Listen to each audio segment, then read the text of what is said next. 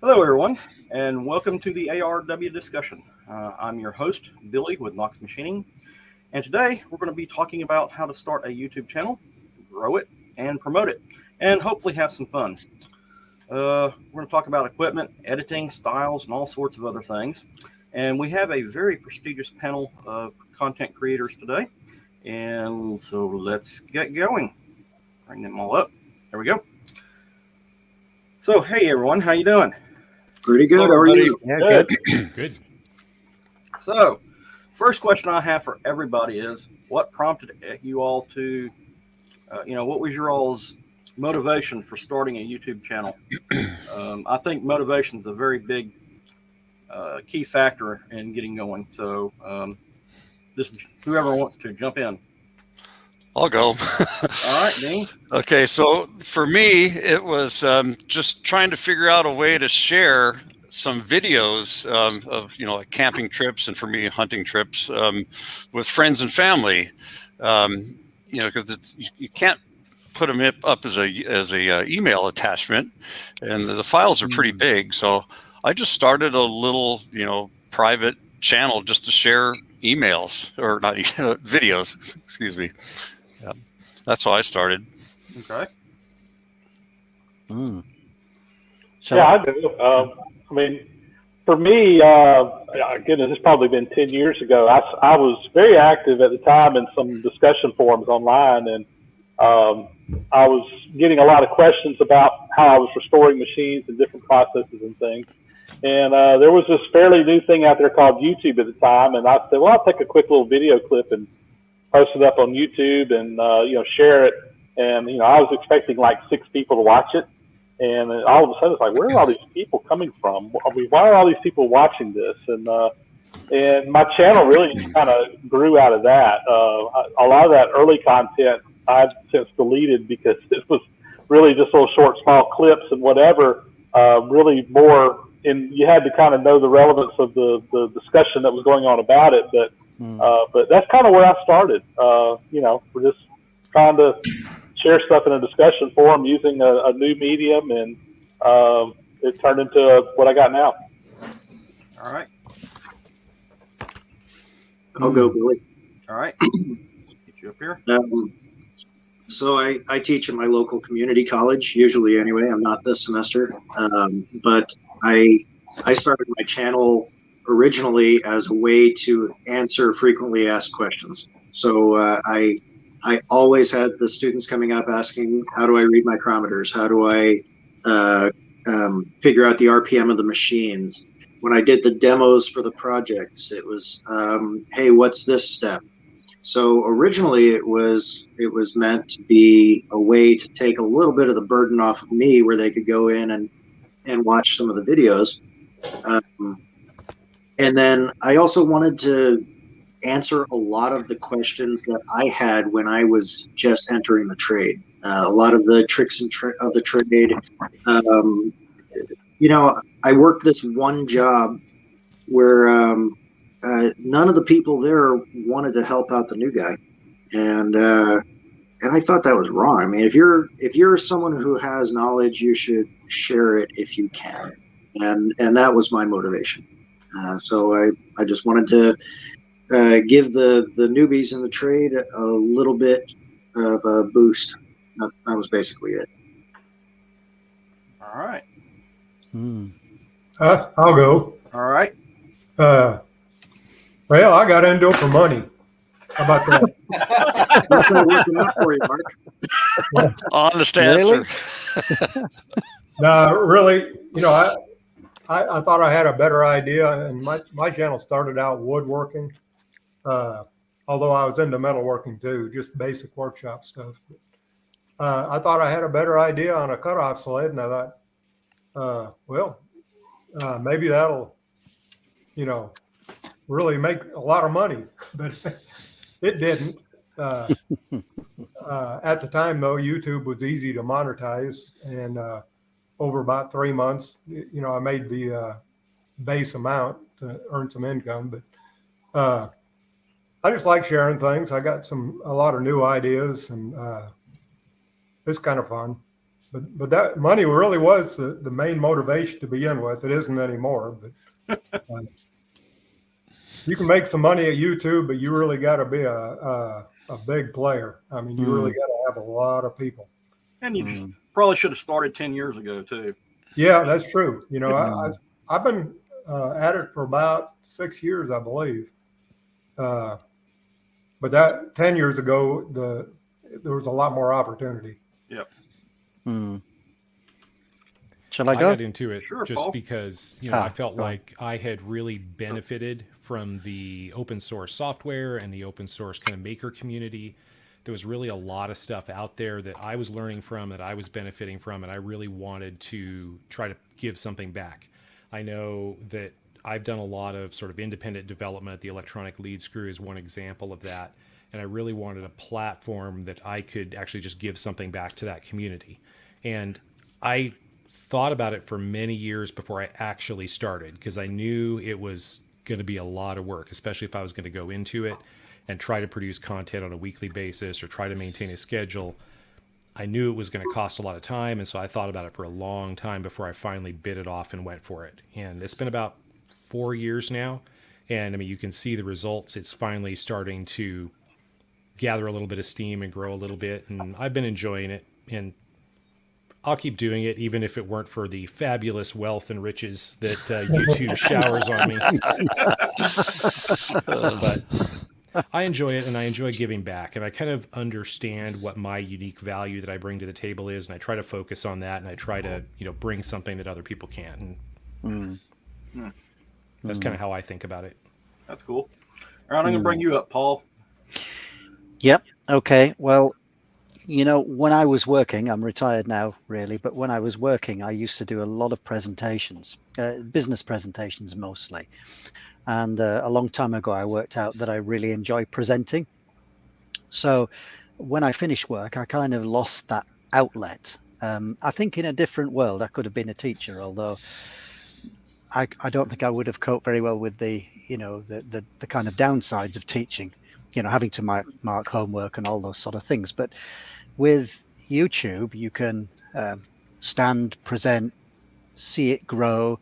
You get your kind of enjoyment from the comments that you get. And the way it really started with me was during COVID. I belonged to a sports club, and we were trying to do our lessons online. And there was a particular point that came up about this particular sport. Anyway, it was karate. So a particular technique. And so I made a kind of 2-minute video on my cell phone, which I then put on our local club YouTube, and people seemed to like it. So that was then the impetus for me, thinking, well, now I've made that first step. And I'd got my workshop hobby started, around that time, maybe 2 years ago. And I thought there's a way, well, perhaps I could combine the two. So most of my motivation is really, the enjoyment of presenting and getting the feedback that people thought what you'd done was useful, really. So I'm not doing it to give something back necessarily, like some people have said. It's a very altruistic reason to do it. For me, it's the kind of adrenaline I need almost to keep being, presenting and being useful somehow. So, that's it for me. All right. That's a good point. The feedback you get from your videos is really a big driver. Absolutely. Realistically, you can't make a lot of money on YouTube. I'm sure there's people that have and even continue to, but you got to be extremely popular. That the feedback you get from your viewers is huge. Yep. Some of it is. Yeah, Rusty just had a comment up there that doing YouTube is a lot of work, and It he's really absolutely right. Absolutely. Most people know, but to do a 20-minute video, you're probably starting with about 2 or 3 hours of actually recorded video, and probably a couple of days of time, shooting the shots and so forth, and the editing. It's a lot of work. Well, that's on the lean side for me. Yeah, it's funny. Now, on the other hand, my 12-year-old grandson, he started his own YouTube channel with just his cell phone, and he edits with his cell phone and puts titles and music, and he does them in a couple of minutes, but yeah, and he's got stuff with more views than I have. Well, we got Steve and Everett left on this particular topic, and then we'll switch into some more stuff where they can learn. I'll step in there. All right. I actually had a YouTube channel before it was a thing. I started, as most people that follow me know, hobby is model railroading. And we used to do a lot of field trips and so on. And I would take video and pictures and so on. And I started posting on YouTube nearly 20 years ago. And I had a channel, I had like 75 followers. It was mostly the Model Railroad Club members and so on. And then fast forward about 10 years, I had a model of a Stuart steam engine kit that I had started many years prior. And I had lost the instruction sheet for it. So I started looking for videos on people that were building that engine. And I stumbled on a channel called Tinker John. And he had a whole series on it. And from there, then I stumbled on some of the more popular, like Adam Booth and Vintage Machinery. That was one of the real early ones that I got involved in. Keith Fenner. And I got involved in the early days of his toolbox giveaway. And then Mike Wiggins, Backyard Machine Shop. Unfortunately, I don't see him on anymore. I do follow him on Instagram. But he ran a challenge, if you will, on how fast you could cut a piece of stock with a Harbor Freight bandsaw. And I had just purchased a Harbor Freight bandsaw, hadn't used it 3 times. And so I said, yeah, I'll shoot a video of that. And he sent us, everybody that participated in it, he sent out a piece of material, and we were to cut it on video showing a stopwatch, a clock, on how long it took. And that was my first video. And I just started going from there. And a lot like Paul, I used to do a lot of presentations, a lot of training. I started out to be a teacher. I never actually accomplished that. But it's something that I have always done, either through work or through outside organizations. So this was just an extension of that. And I really enjoy it. Like some of the other people say, I like the feedback, even though sometimes I don't like the feedback. Yep. All right. That's where I come from. And it has grown moderately. I don't have a large channel by any means. All right. And I guess that puts you in the hot seat, Everett. Yeah. Well, that's not my phone. I guess really what got me started was a number of factors. Just before I started my channel, I'd been working at the auto shop. I was at the car dealer, and we were a Chrysler dealer, so I wound up making a lot of Jeep parts for my buddies and doing some custom stuff for people and whatever. And one of my buddies has for example, a 98 Firebird with a 3.8 V6 in it. And he wound up taking the supercharger off a Bonneville SSEI, and we had to make a bunch of modified parts, whatever, to fit this thing on there. He was actually here the other day too, or modifying it yet again. But doing stuff like that, and people are saying, "Why don't you put this on video?" It's like, whatever. There are people who know way more about this stuff than I do. And then, well, over time, sort of watching people, well, basically like John Mills, Double Boost over in the UK. And he's constantly saying, "I'm just a mechanic who," well, paraphrase, messes about. He says, like, "Well, crud, I'm a mechanic." And I mean, I don't claim to be a genius, and I mean, he makes mistakes just like I do. And then I got a real shot in the arm talking with Pierre Baudry from over in Quebec, Pierre's Garage, if you're familiar with his channel at all. I know he hasn't posted much in the last few years, but he gave me a lot of support as far as just, giving a little nudge of, this is a lot of work, but, if you think it's fun, just go for it. And, gave me a little shot in the arm. That's kind of how it got me started. But honestly, I can't say I've been in it for the money, that's for sure. The only reason I monetize is so I could actually turn the commercials down and choose which ones go on. But otherwise, that's kind of what got me started, and it's been a lot of fun, a lot of work as well. I will admit that I'm not able to produce as much as I'd like as recent, just because I have two small kids. One's 4, one's 2, and so I have video in the can. Like, for example, right now I just have to edit it, but it is a lot of work, as was said in earlier, but I've really enjoyed it. And just to be able to actually meet and talk in real time now with people who I've looked up to and respected for years, like I'm having a blast with this. So yeah. All right. Well, I guess that puts me in the hot seat. So let me get over here. Well, I started my YouTube channel over 12 years ago in 2010 for doing robotics, and I have a couple videos posted up there. I consider that my private channel. Various things that I tinkered with and whatnot. Started the Knox Machining channel 2 or 3 years ago during the. Whoa! Somebody's phone's ringing. That's my mom. Hang on. All right.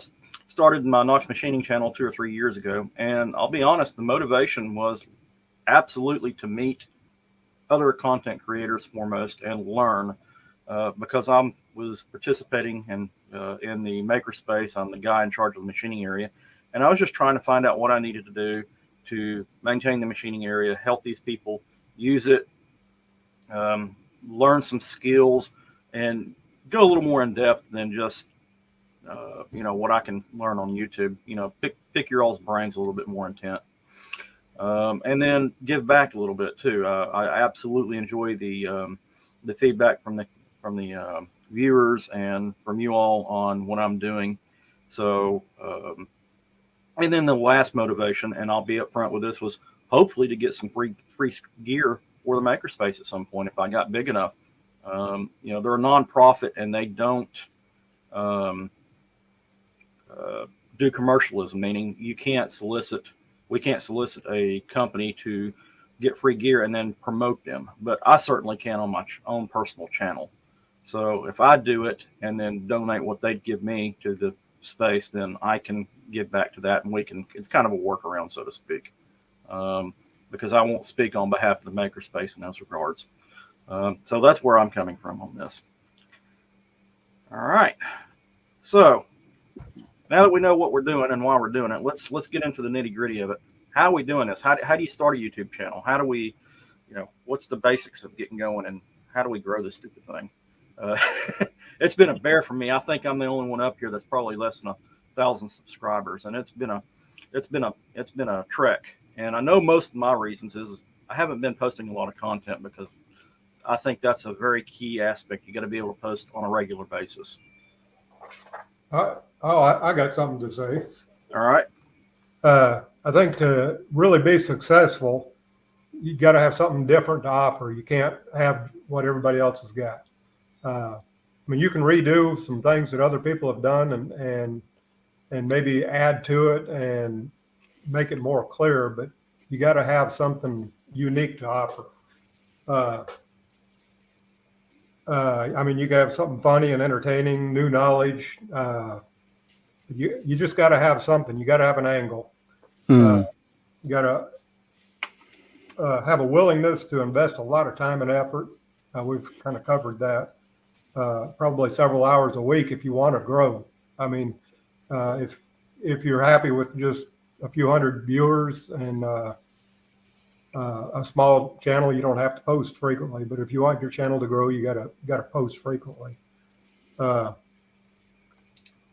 Some willingness to invest some money, not necessarily a lot. You gotta have a decent camera, video gear, microphones, portable mic, and a computer that will handle video editing. One thing I would say, if you start a channel, don't be an expert unless you are. Absolutely. I don't. That'll get you in trouble. You say, okay, here's how you do it. You better have it right. If you present yourself like, well, here's how I do it, and here's what I've found to work best, it leaves the door open for other people to offer input. It's interactive with your viewers, and it works way better. I've not got in trouble too many times, but everybody's got their own opinion and idea about the way things should be done. And if you come across with an expert, it ends up being kind of a challenge. Somebody like Mr. Pete, the YouTube shop teacher, he's done really well, and I'm sure he doesn't get challenged very often. But if I ever say I'm an expert, boy, watch out. Let's see. Be diplomatic. Always say, this is my opinion. Engage your viewers. Ask for their opinion. Ask them, what do you think is the best way? If you're doing something and struggling with it, say, hey, if you got a better idea on how to do this, shoot me a message. As far as presenting content, have a good thumbnail. That's probably number one, along with a good title. Thumbnails, what everybody sees. If your thumbnail is bold and descriptive, people will click on it. Yeah, I'm going to touch base on that one real quick, Mark. Okay, yeah, go ahead. I'm done anyway. That's okay. Yeah, I do see a lot of content creators not doing thumbnails, and there's a whole school, a YouTube school, and they put a lot of emphasis on thumbnails because thumbnails grab attention. That's what they see first. Now, you may have subscribers, and that's great, but for those trying to grow your channel, you absolutely need to do something with your thumbnails to stand out from everybody else. absolutely. I agree, Billy. Yeah, it's almost as, I mean, it's right up there along with the title of your video. You've got to have something short, concise, and something that the people are going to search on too. You got to have your keywords in there. Yeah. If you're rebuilding a lathe, put the model number, the brand, whatever you put, whatever the lathe is, put it in there, because people searching on it, they're going to find it.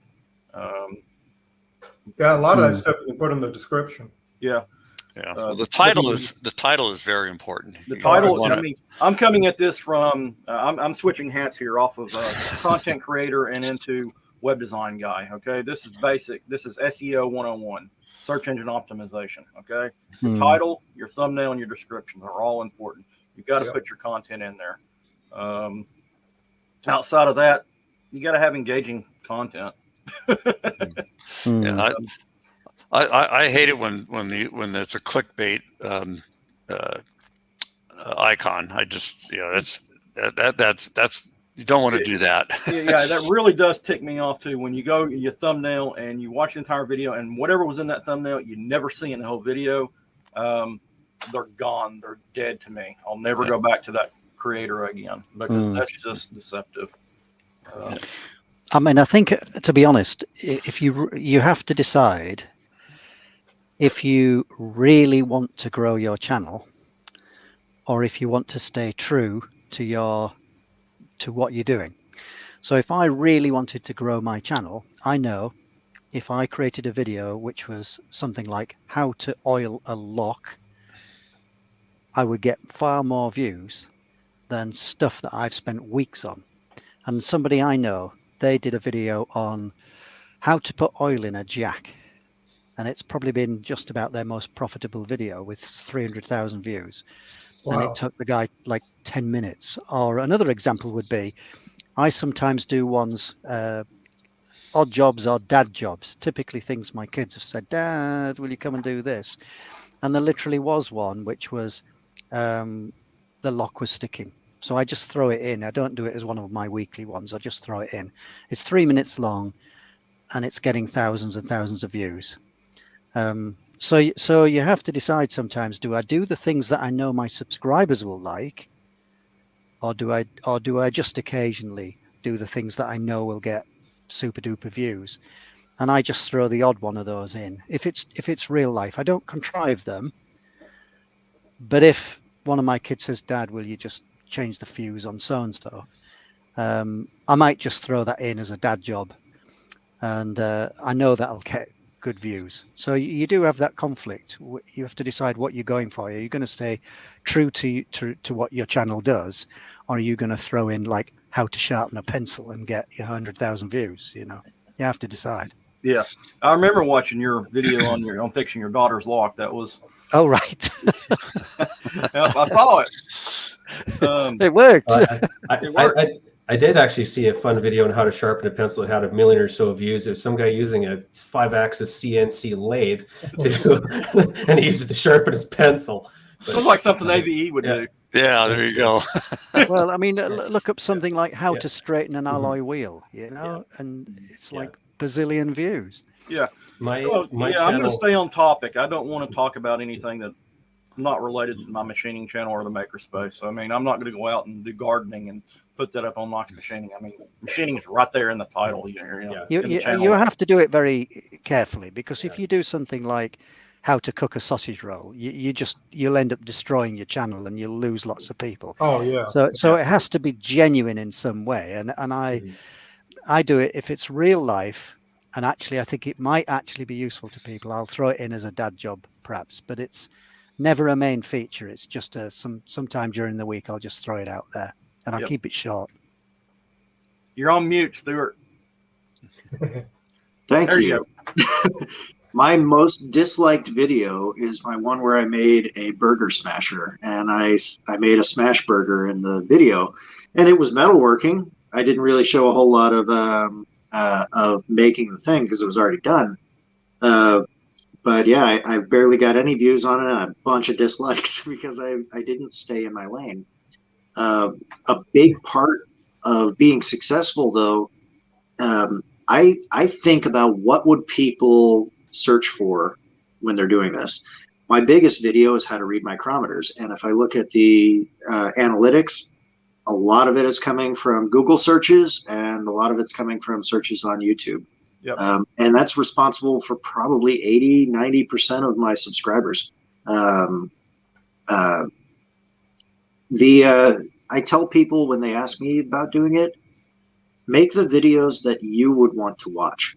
That's a big thing. For me, this is a creative outlet. It gives me something to actually do, and I make the video that I would want to watch, that I would want to see for that particular piece of information.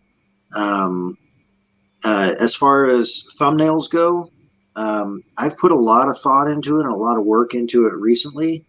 I use GIMP, first of all. The original question here was, how do you get into this? How do you start doing this? There's not a lot of barriers to entry. You can actually make this on a really low budget. You can do it with your phone. GIMP is a free photo editing software, a free version, open source version of Photoshop, basically. The editing software I use is also very cheap. It's not really highly thought of, Wondershare Filmora, but it gets the job done, and I think it was about $70. It wasn't too bad. The thumbnails, some people say make every single one different. I actually, some people will say have a brand, basically. And you think of like Blondie Hacks, for instance, or A-Bomb. All of his thumbnails are instantly recognizable as his because of the font and things like that. I try to do the same thing. I do the same basic layout, same color scheme. Other people have really good luck with making every single thumbnail a totally different thing, and they use screenshots from their videos, and it works really well. As far as that title goes, though, it needs to be, how would people search for this on YouTube? Yep. I mean, if I can just jump in to back you up there, Stuart. I don't use much carbide, and a guy gave me a couple of end mills, and I thought, oh, these might be carbide. How do I know if they're carbide? I'll search on, is my end mill carbide? Anyway, I found this guy who was really good. He went into loads of detail. His name was Stuart. He's currently wearing an orange T-shirt. And I thought, hey, this works. And he told me, and that's what I wanted to know. And that was it. So it works, Stuart. Thank you. I'm glad it worked. So I want And to touch base on a that couple was of genuine. Yeah. You mentioned GIMP. I love GIMP. It's an open source software. Some of you guys may know, some of you may not know.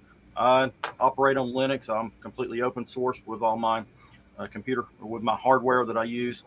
I use something called KDN Live or Kden Live for video editing. It works on Windows and Linux. There is a Mac port floating out there. It's not widely supported, but they're working on that. It's free. You can use it. It's got a big community, and you can get support for it. I use it for all my videos.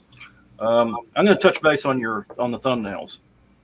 I like using. At first I was doing all the same image for thumbnails and found it hard to find videos. If I was trying to go back and show somebody a video, I would look at the thumbnail. I couldn't pick one from the other without having to read. So I borrowed from two of the people on this on our panel right now to redo my thumbnails. I borrowed from Mark to put a outline around my thumbnail to make it stand out from everybody else's, and I borrowed from James to use at least one or two images from my content and interweave it and do some more text work over top of it. And I've got a specific layout that I'm going to be using for my thumbnails from now on. But each part of that's going to change out based on the video. But the overall aesthetic is going to be the same. It just makes it easier to find the videos, in my opinion, for what that's worth. Not a lot. Yeah.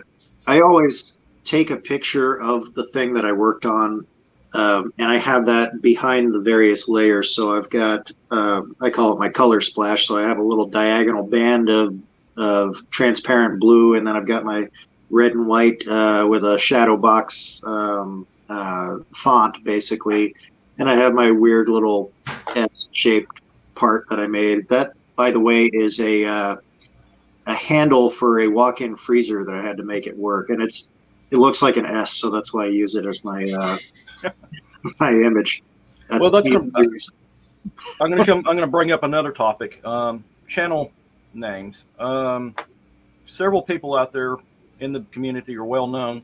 They haven't labeled their actual channel name. It's still some M/random character strings. Once you get over 100 subscribers, go into your YouTube control panel and relabel your channel name to whatever it is. Knox Machining, Vintage Machinery, Winky's Workshop, so that it's a little more friendly for people to type in or search on. You don't have to have that random string of characters or even your alias username from Gmail on there. You can actually rebrand it. Don't know why people don't do that. It's just, to me, when I hit that 100 user mark, it was like, great, I can finally do this and not look like a newbie.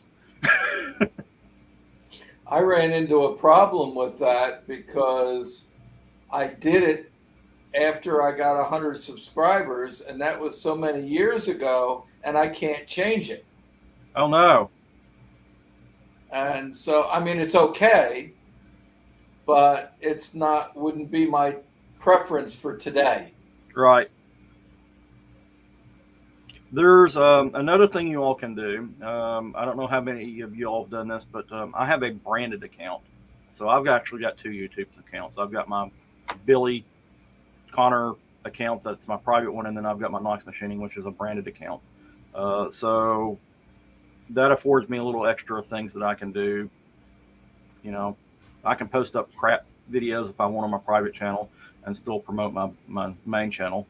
You'll notice that when I'm talking to anybody on the net, I'm talking as Knox Machining, not as my regular private account. But that's the one I've got all my subscribers in. So some of you guys get double subscribed to. You'll see me on there with my little emoji, and then you'll see my Knox Machining account. So you got 2 subscribers from me. Let's see. There's a couple more comments here. I wanted to roll back here. Somebody had a really good comment that we passed over. Here it is. What are some of the rules or guidelines you all set for yourself for your channel in terms of content and format? I can speak to that a little bit. Let me kind of address some of the things we just talked about and kind of roll into that. All right, I'm gonna bring you up, big.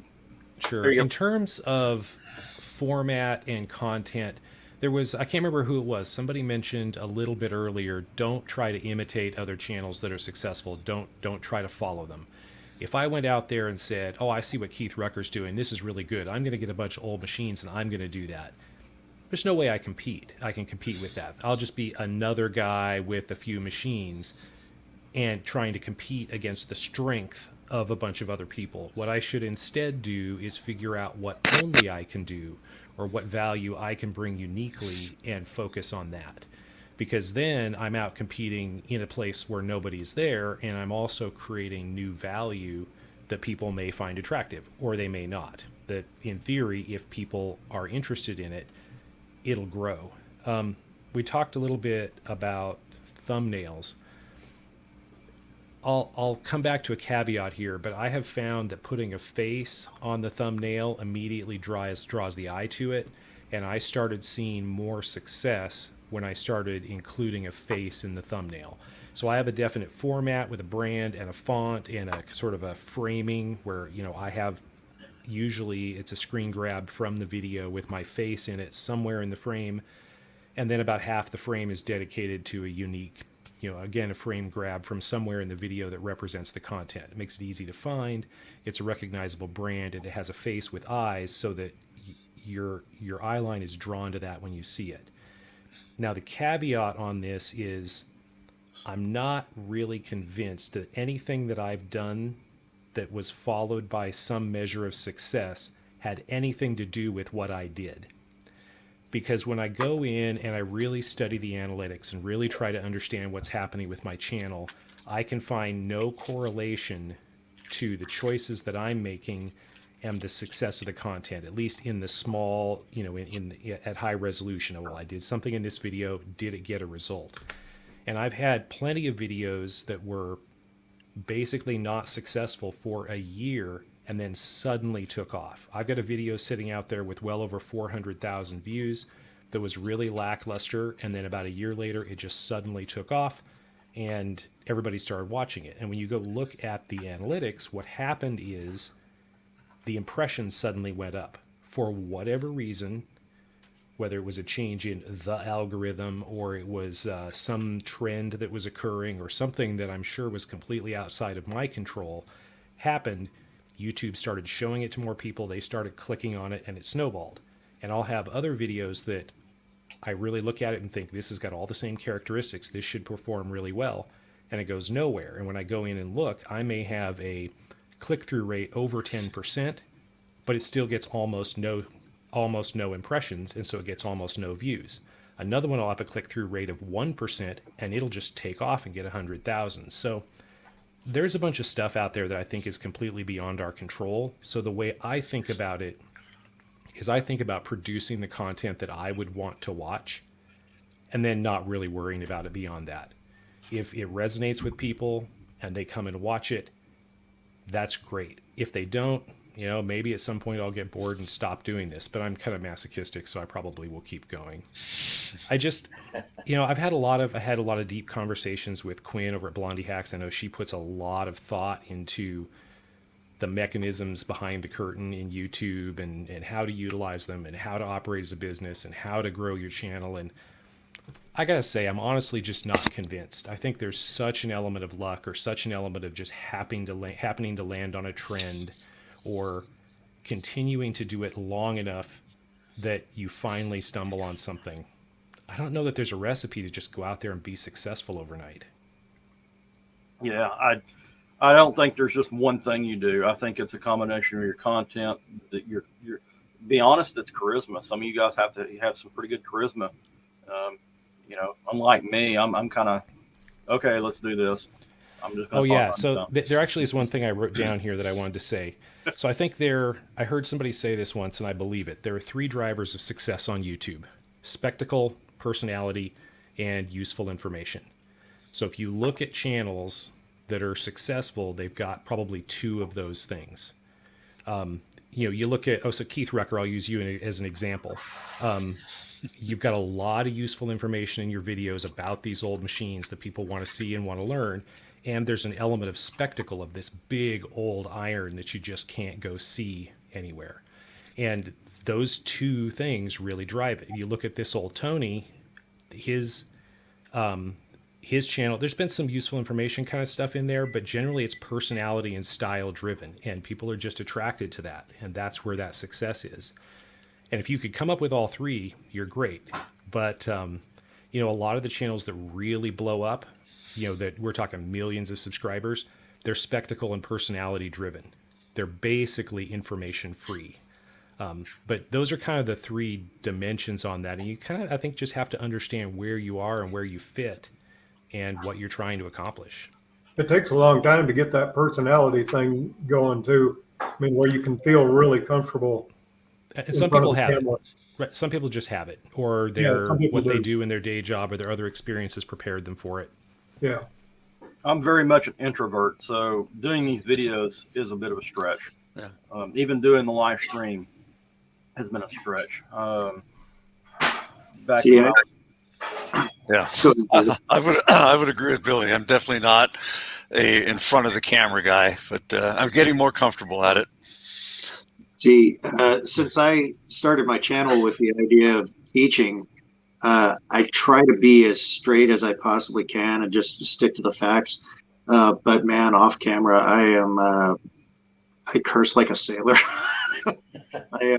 I'm nothing like I am on camera because I'm constantly cracking jokes and stuff like that. And I don't really feel like I can do that on the videos. I try to throw some humor in there, but especially because a lot of times it's not exactly an exciting topic. It's kind of hard to make machining super exciting to people when you're trying to teach them. So I throw some gags in every now and then, but nothing like I normally would if I was just talking to a single person who knew me. Back to some of the stuff we were talking about promotion. Don't be afraid to change your titles. Sometimes, you know, what you think is a good title might not actually be the best thing. So change things up. I saw someone in the chat come up with a A/B thumbnail idea. I usually make 3 or 4 thumbnails and run them past my wife and see which one she would click on. And the big one is end cards.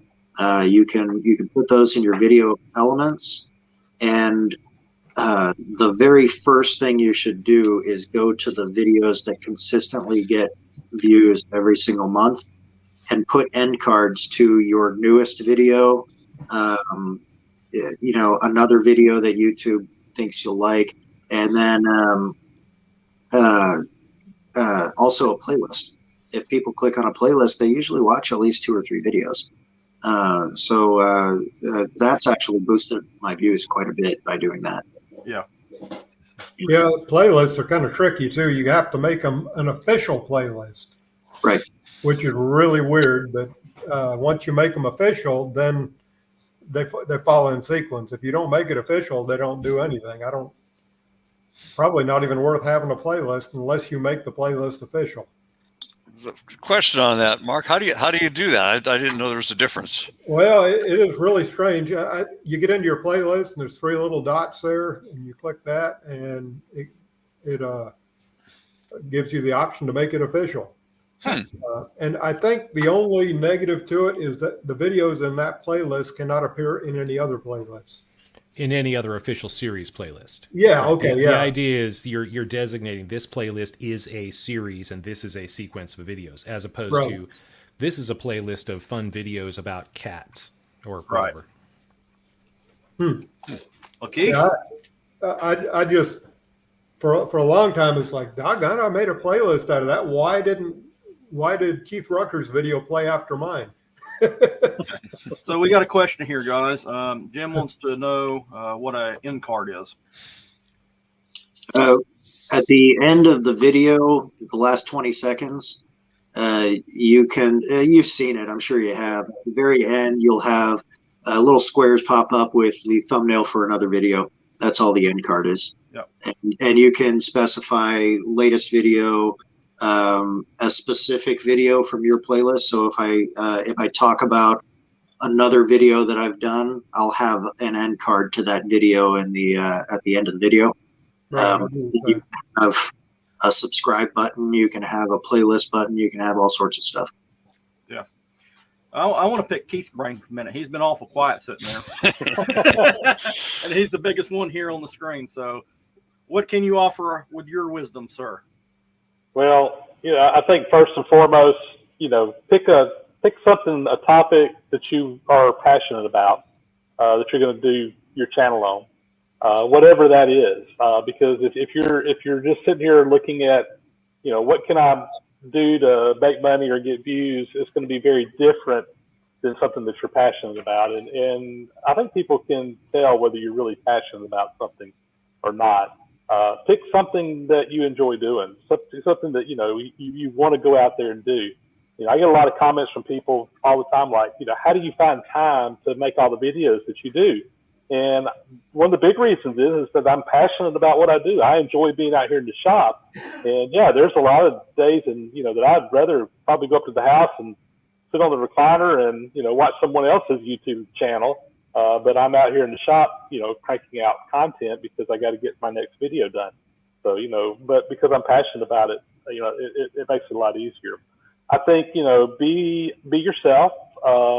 Don't try to, I think someone mentioned it before, don't try to copy someone else, just be yourself. Try to create your own thing. And I wish that I get asked all the time, what did I do to become, successful, if you can call my channel successful? Some people do, some people don't, depending on where you are in the world. I don't know what the answer is. Why did my channel do better than someone else's? There's a lot of guys that I watch on YouTube that I think are really, really, really good, and they just don't have a very big following. And I often say, well, why is that? I don't know. I don't have the answer to that. I think that, getting started, one of the biggest things that you can do is to collaborate with other YouTube creators, big or small. It doesn't really matter. Just start trying to do some type of collaboration, because when you do that, you're seen on someone else's channel. You pick up new viewers, and I've had the opportunity to do many collaborations with viewers that are with channels that are bigger than mine and smaller than mine. And I always, it doesn't matter how big or small the other channel is, I always pick up new subscribers when I do a collaboration. And I've been fortunate that I have been able to do a couple of collaborations with some fairly large YouTubers in the past, and you can see it in the analytics. You get a big spike in new subscribers anytime you do that. But yeah, don't feel like you got to go reach out to some mega star YouTuber to do a collaboration. Do it with whoever you can. We've got a great community in this machining group out here, and a lot of these guys would be more than willing to do collaborations with you. And I think that's probably one of the biggest things you can do to grow your channel. Yeah. So that's a good point.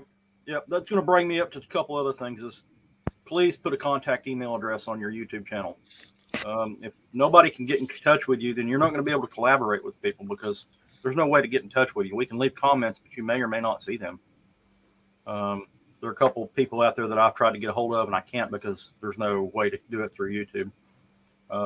Unless they're putting it up in the video somewhere, and then you got to go watch them forever and ever. And, whatever. Whatever. The other thing I want to say that is a trend that I see uniquely on the machining and the making channels are channel stickers, guys. If you're starting out a new channel, get yourself a logo or something and do some channel stickers. I don't care if it's that, or if you want to be, I don't know, a little obnoxious and send out little pictures of yourself. This is Jimmy, remember? You need to put that in your thumbnails. Yeah. Put that in your thumbnails. The other thing for you guys wanting to start off is, what helped me was getting on the ARW discussion. And like Keith said, collaborating. I got, I got over my 100 user mark, and up there a ways when I collaborated with Winky here with his CNC lathe. That really boosted me up quite a bit. And I started swapping stickers. I'm not growing right now because, frankly, I've not put out a video in 2 or 3 months, and that's my own fault. Being consistent with content is also very important to growing your channel. I think if you look at the analytics, most of your views are going to come within the first probably 3 days of posting something. Yeah. Yep. So if you're not posting new content constantly, you're missing out on a lot of growth. I think YouTube rewards you for that too. They do. I think they promote your channel more if you're consistently providing content. Absolutely. Well, anybody want to talk about hardware and what it takes to create a thing? I'm going to start this one off real quick, and I'm just going to show where you go if you go overboard, because I by no means need all this equipment, but I've got it, so I'm going to show it off. This is my little Go kit. Now, since I operate, let me bring it up big so you all can see. There you go. This is my Go kit. Since I don't have my own home shop, I have to transport all my gear back and forth constantly. So I made this little briefcase thing that I can put all my gizmos in. And if you look over to the left-hand side there, you'll see a cord plugged into it. That's so that I can plug this up the night before I go to the space and charge all my devices. So I've got an iPad there, 3 phones, my Zoom audio recorder, and then I've got the microphone set there from Rode, the Rode Go 2 set. A gimbal, extra chargers, cables, and other sundries that I'll need. So I just plug that in the night before and head down to the space, and then I use microphone stands and light stands with little ball heads on it to mount all my phones on. I find it is a nice little setup, nice compact, and makes it easy for me to do what I need to do. With that being said, all you need to start doing a video is a camera phone. Android, iPhone, doesn't matter. I'll let some other people talk to what kind of gear they use. I know that we got some people that use GoPros, a lot that use DSLRs, and other ones that use the real camcorder style. I have a quick comment on the phone camera, Billy. If you can zoom in for a second. All right. This is one of my pet peeves. Okay, this is for everybody 25 and under. When you use one of these to shoot a video, you use it this way, not this way. Okay. There is an exception. There is one exception, Dane. If you're going to do shorts, okay, if you're going to do YouTube shorts, you shoot it that way. It's because they're watching them on a phone. They're watching it on the phone. That's the only exception. Yeah. But for everybody over 25, though, do it the other way, please. Except for my mom. My mom will take video in portrait instead of landscape, and I told her, Mom, turn it sideways. Rotate it so it can actually go landscape. She turns around and says to me, you rotate. I'm going to make my videos my way. All right. I got told off by my mom to go rotate. Here's what I like. Yeah. And I'm not promoting Canon, but it's just a camcorder.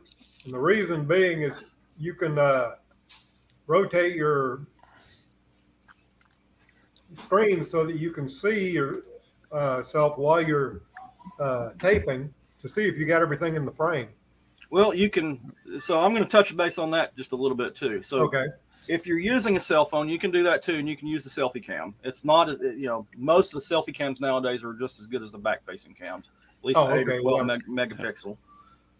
If you're doing a setup like I've got that iPad, and that actually lets me put up multiple views. It's like a video production monitor, so I can actually see all the different camera angles from my iPad. So that's why I use that. Yeah, audio is super important. I got the same one, Mark. I love this Canon. It's great. I have the same camera too. Well, there you go, guys. So you want to get a Canon? Don't you use a DSLR? I've got 3 Canon Vixias and a GoPro Hero 5. Okay, so I Jim's use asking a question the here, guys. Sony Handycam. Yeah. And I use the microphone that's in it. I just don't need an extra mic.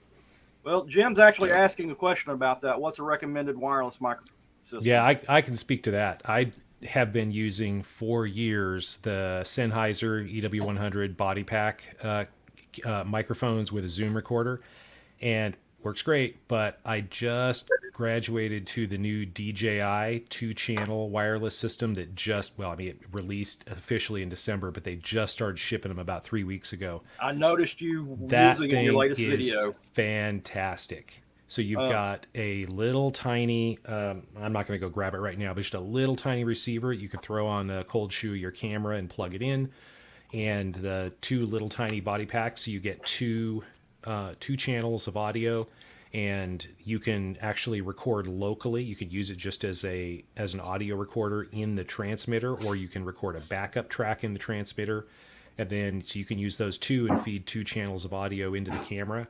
And that has simplified my workflow tremendously. It doesn't sound quite as nice as the Sennheiser, but it's really, really good.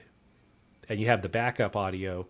If you've ever used a wireless mic, you know that every once in a while you touch something or there's a little interference, you get a hiss or a pop or something goes bad. But with these, as long as you remember to hit the little button, there's a backup recording in the transmitter that you can download if you have a problem. And that's worth its weight in gold. I was going to ask you about that, James, because I noticed you using those. I'm using the Rode version of that. That, of course, they come out with that first. Let me bring it up so everybody can see it. Oof.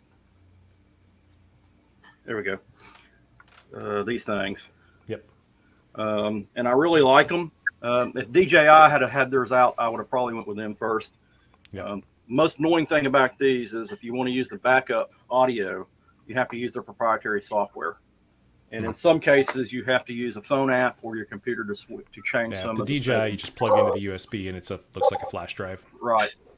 But I have to say, ever since I switched to these and using the Zoom audio recorder, I've never looked back. Yeah.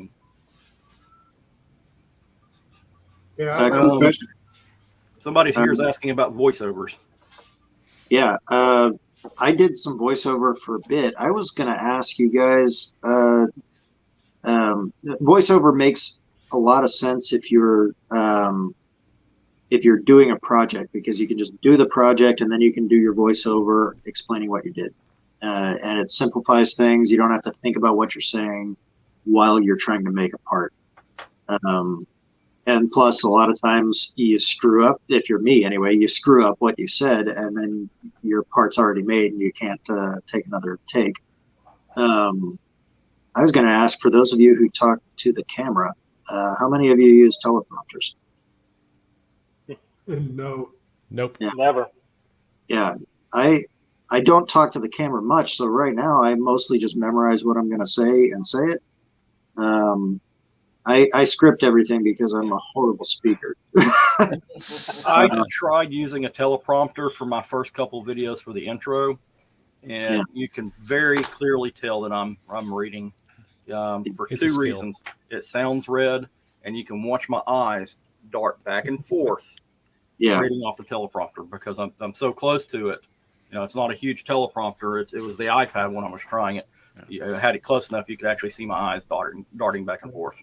To me, I'll use a cheat sheet. I'll just put, like, if I'm trying to remember somebody's name or product name, I'll just have a little note up there just to, because I get stuck a lot. I can't stand using a teleprompter. I can't stand working off a script. It just does not fit me. I've done a little bit of television work, not really like, shows or something, but more news type things or whatever. In fact, I got to do one on Georgia Public Television here in a couple of weeks, and there's a script that I'm supposed to do it. And I told them before I did it, I said, look, I'll cover what you want me to cover, but I'm not going to memorize it, and I'm not going to do it off the script. It's got to be natural for me to do it. And I think it's a lot more convincing that way. Now, with that said, if you're trained in how to use a teleprompter and you're a trained actor, you can pull it off and be very convincing, but very few of us in the YouTube world are really trained to do that. So, I was going to say, I have to read and reread and memorize everything that I'm going to say before I can start making it natural. So when I speak to the camera, you're seeing probably the 10th or 11th take, or I'll read it a bunch of times off of camera. But I say so much, I stammer so much. My early videos were unwatchable. I hate going back and showing them to students, and I'm going to re-record some of them. Specifically, I'm thinking of my consistent countersinks and spot drills video. It's horrible. I'm going to have to go watch that. I am so embarrassed by the my shop tour I did with Keith because of all the ums and stutterings I did. And at one point he had to even jump in and remind me what I was trying to say on the one of the machines because I totally left my mind. And it's like, God dang it. What am I doing? I'm better than this. Live stream like that, interview, it's hard to do. The one I did with you, Billy, was terrible. Of course, that's the first one I ever did. Yeah, and I'm going to have you guys back at some point because the shop's changed. We need to do some more some new shop tours. It's gotten bigger and different. I'm going to have a steady cam of some kind. I've got my gimbal. Yeah. That works really good for those things. What does everyone use for editing? You know what, guys? We are an hour over, and I don't know how y'all feel about this, but I'd like to cover some of the more of these topics because this is a big one. We can be a few minutes over. I want to answer these questions. I'm good. Go for it. All right. What does everyone use for editing? And that will allow you to sync audio and video.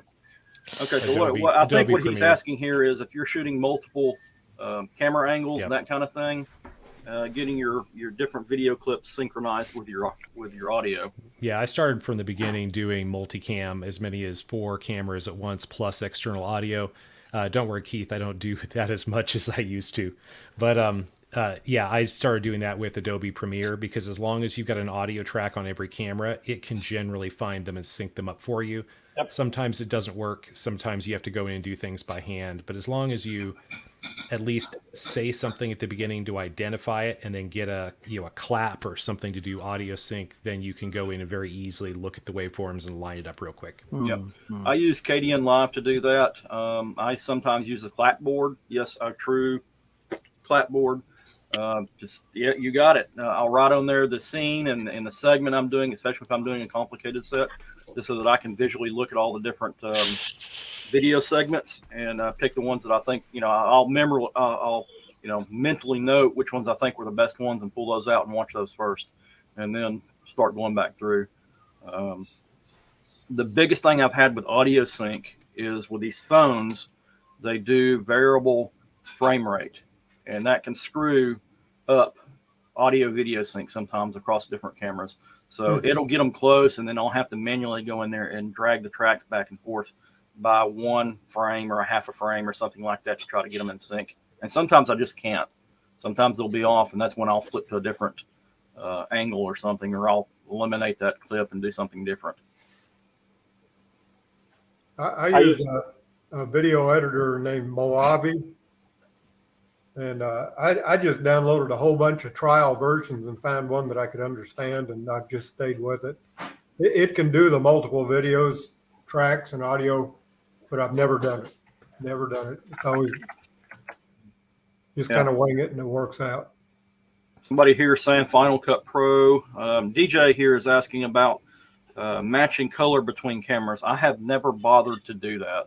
I think the audio is way more important than matching the color. We're not shooting cinematography here. We're not going into one of those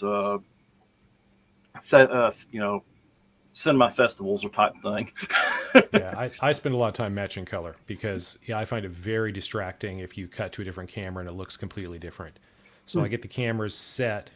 I make sure that all the light I'm shooting with is the same color temperature, and the cameras are all set or white balance specifically for that if they can. And try to use an external monitor with a false color display to try to make sure that I have the exposure set the same, and that gets them close. But like if you're shooting with a GoPro and a Canon or a GoPro and a Sony, the way they respond to reds and blues are different. And so often I do tweaking in post to make them look the same or make them look close enough that they're not distracting. Because one of the things that I love about the multi-camera shoot is you can cover edits where you can cut in the middle of a sentence, you can chop words together, and as long as you are covering it and have multiple cameras, you can even slice so that with a J cut or L cut so the video switches at a different time than the audio. You can make it seamless. But if you've got color changes, it becomes really distracting and hard to do that. Hey, quit giving away my tricks now. I guess I don't worry about the color matching because I am using all the same brand. I'm using iPhones. Even though there's multiple generations, I don't have to worry about it because they're pretty well all balanced the same way. What about lighting? That red anodizing on the arm of the cheap indicator mounts looks completely different to a Sony and to a GoPro and to a Canon camera. That color, it looks orange or it looks red or it looks purple. It's amazing. That one color is just really weird like that. Yeah, I've noticed that particularly with the GoPro. I got a GoPro, and my GoPro and Canon, I very seldom even try to shoot them in the same video because it just takes so much work in post to straighten it all out. I've got a GoPro. I usually use it when I'm traveling on the road, but if I'm going to do a B-roll or something, I'll use my iPhone because the color is going to be a lot closer matched to my Canon. Yep. So somebody here just said something about screen capture. That's a good tool if you're doing some CAD work or wanting to do some stuff. So that's always a good thing to do. I had another thought here, and so it just kind of left my mind. So I'll let somebody else talk for a minute while we figure out what I was going to say. I use a program called VideoPad, and it has I can do multiple audio tracks. However, rarely have I ever done that. I usually almost always shoot with one camera. Same here. That's kind of the beauty of working with a script is I can kind of line up my shots and say, okay, this is where I'm going to do this. This is where I'm going to do that. And then I just move the camera. I used to do a lot of multicam work, and I've really gone to really just doing more with the single camera. And a lot of it just has to do with time of editing. Every camera you add, even with the conveniences in the software, it just adds more time to get things edited. And it definitely there's value to that in some places, and I do still occasionally do multicam, but I need to have a reason to be doing it for me to justify doing it. And my thought. Now, one thing that I'm about to start doing is I haven't got it ordered yet, but I'm going to be upgrading cameras and getting a good camera that will shoot in 4K. And I want to shoot in 4K, but still run my videos at 1080p. But what that allows me to do is in post, you can do a lot of, zooming in and panning the camera and things like that in post production. But because you're shooting with the higher pixel resolution, you can still have that good final resolution at the end. And I've actually been playing around with that. My daughter's got a little bit newer camera than mine. I borrowed hers a couple of times and played around with it. And I'm very close to upgrading cameras here to be able to do some more of that. Yeah.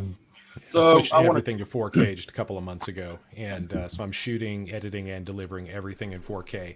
And honestly, that's the thing that killed the GoPros for me, because the GoPros will only shoot in the super wide at 4K. You can't use the narrow field of view, so they're out. I'm shooting with a Sony Alpha 7 III with a pile of lenses that cost more than I want to think about, and a Sony RX0 Mark II. And I kind of like to have another RX0. Those are nice little compact cameras, but you have to manage the focus because they're fixed f4, which is, the GoPro is beautiful. You can just yank something up, put it right up to the lens, and people can see it. You can't do that with a fixed focus camera or like the RX0 where you have to actually focus it. Well, you just mentioned something that I want to bring up that's a pet peeve. Those of you using GoPros, please, for God's sakes, get them out of that super wide mode. It makes everything look distorted. You got those weird curves on things. It's very distorting. We're not doing action sequences where you're, skateboarding through or skiing down a mountain. You don't need that kind of stuff for what we're doing. It'll put 30 pounds on you too. That's always useful. Lighting is another big one that people need to be aware of. You got to have really, really good lighting in your shop. mean, you should have good lighting in your shop anyway, but when you're doing the video, you got to have really good lighting.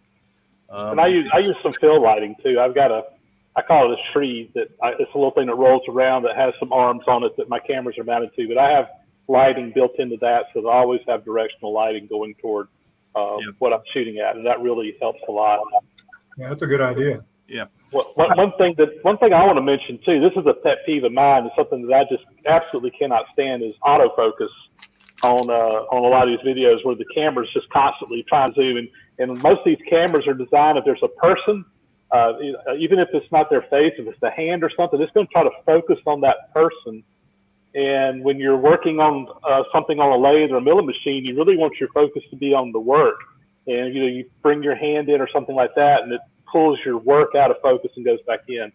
I turn autofocus off on my cameras, which I'm using a DSLR right now, but I manually focus on what I'm going to be shooting at. My camera's not moving. There's just one of me, so I have to set my shots up separately.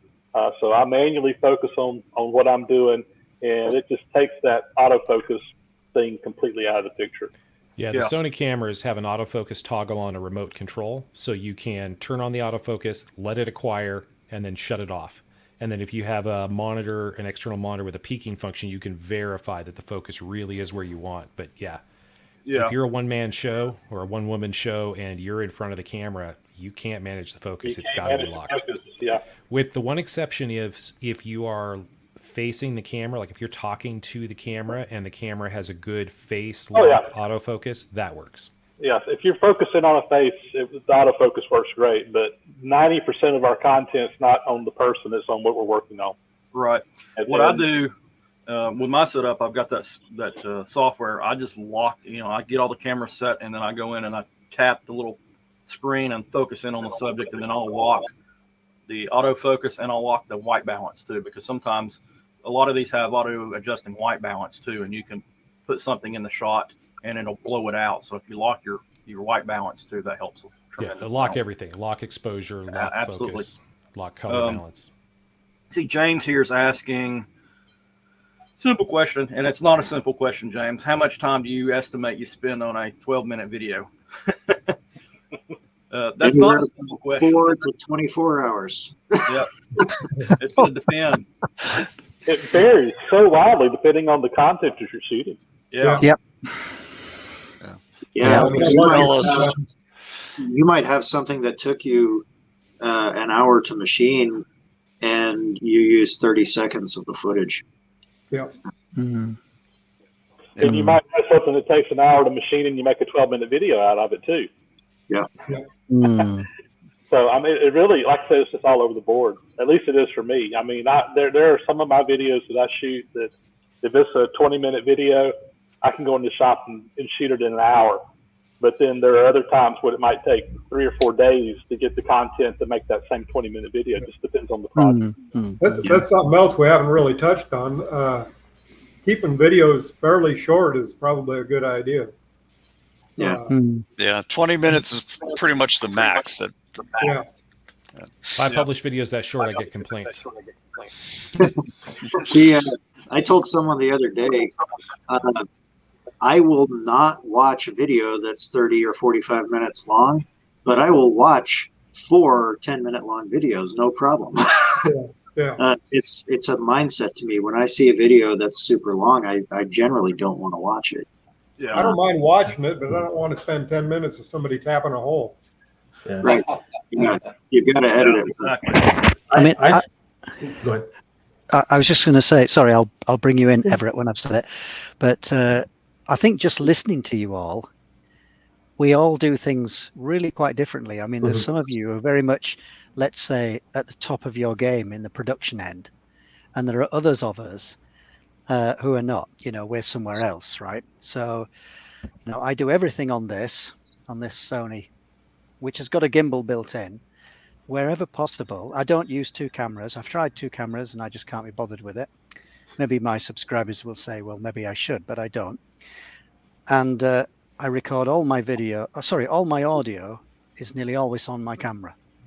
In terms of lighting, I tend to use the mag light that you use for working under cars. if it's not, my quality is maybe not your quality, but that's what I do. And if I need to adjust it, I adjust it in post-production, in when I'm editing, and I can just do color balance by clicking a button on that frame, and it'll color balance that frame to make it seem brighter and so on, and more vivid. And also, I don't tend to record a whole load of machining. What I do is I storyboard it in my mind. So before I even start, I don't make any notes, but before I even start, I've got a structure of what I want to do, how this story is going to go in my mind.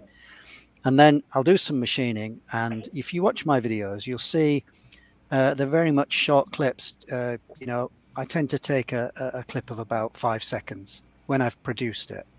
And so it fades into the next clip and fades into the next clip. And that's just my style. And it creates a story as you go through it. So what I'll be doing is I'll be working at a certain stage on a machine, machining something. Next, I'm going to bore this out to so-and-so size.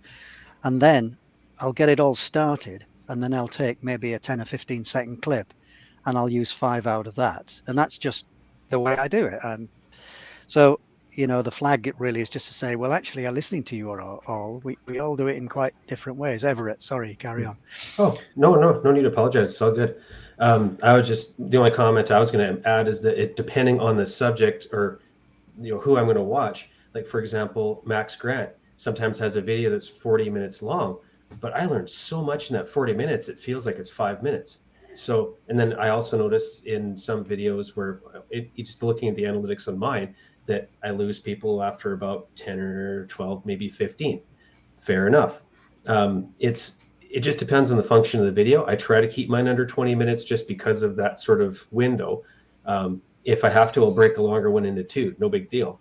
But I think it just depends on the topic you're doing and the level of detail people expect from you. Like you're talking, James, how people complain if yours are too short. You're giving a lot of detail in what you're doing versus just a whiz bang, here we go, here's the product I just did in 30 seconds or less. It's we're coming at it from different angles, right? Right. I'll watch Wes work for 45 minutes just enjoying the slow burn of the diagnostic process and solving the problem. But I will not sit through 5 minutes of somebody yammering on before they show me how to smooth the cut edge of a piece of glass. Introductions are the hardest part too. I was going to comment on something that Paul was saying. There's 9 people on here and we have 9 different ways of doing it. No one person is going to do it identical.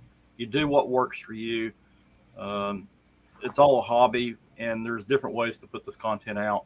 You can be as simple as you want to be, a phone or a single camera, no mics, just use what's on board, or you can be as gear-headed as some of the rest of us are and go full kit, multi-angle, multiple cameras and the best audio you get. In the end, I think it comes down to personality, content, and what you're trying to portray to your viewers. That's the most important thing. The rest of this stuff is technical fluff that some of us like to mess with just because it's fun. I use nothing but the best garage sale gear I can find. Well, so I mean, to the point though, I was going to say, for people wanting to get into this from the get-go, I'm going to still advocate for using cell phones. Everybody's got a cell phone these days. You've got one in your pocket. I guarantee you probably got 1 or 2 laying around in your house that you're not using anymore that are perfectly great, perfectly fine for doing video too. And you can use those for B-rolls or whatever and pick them up. It doesn't matter if they don't hold a charge.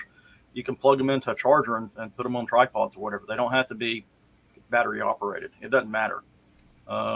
Just enjoy yourselves. Go out there, video, and start throwing some content out. Go look at some of our early content, and you'll laugh at all of us. Every one of us has got some video on there that you're going to laugh at and go, oh my God, I can't believe he was doing videos like that way back when.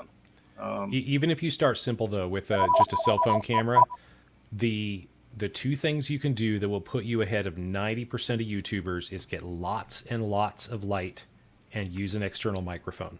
You do those 2 things, you'll be ahead of 90% of what's out there. Well, guys, we're 20 minutes past our mark just about, and some of us got stuff to do. I do want to invite the panelists to stay on for a little bit more chit-chat after this, and I think we're going to go ahead and end this live stream. I'm going to put up a poll in our Facebook group, the the ARW Cafe to see what we want to see next week. If anybody got any suggestions, let me know. And the link for the Facebook group is actually in the description of this live stream. So be sure to join that Facebook group so you can participate and talk with the creators direct and provide some input for what we're going to be talking about later on. And with that, we're going to sign off. See you guys. Everybody, have a good week. Thanks, guys. Thanks for Thanks coming. for watching.